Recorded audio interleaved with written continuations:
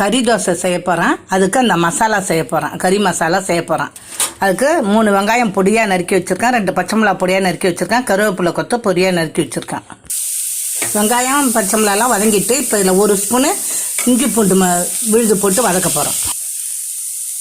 இஞ்சி பூண்டு வதங்கிட்டு இதில் 3 தக்காளி பொடியாக நறுக்கி அதை போட்டுட்டு 1 ஸ்பூன் கல் உப்பு போடுறேன்.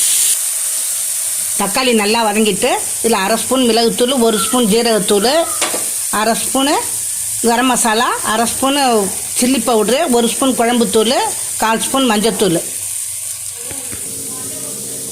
நல்லா வதங்கிட்டு இப்போ 1/2 கிலோ சிக்கன்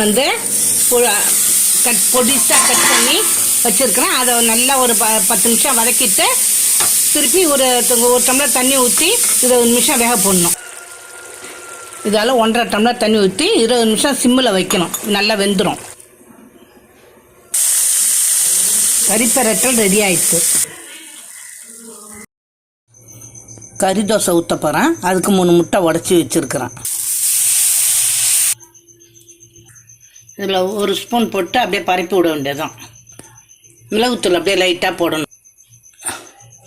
சுற்றி எண்ணெய் இதை அப்படியே அழுத்தி விடணும். கறி தோசை ரெடி. பாருங்க, கறி தோசை இது.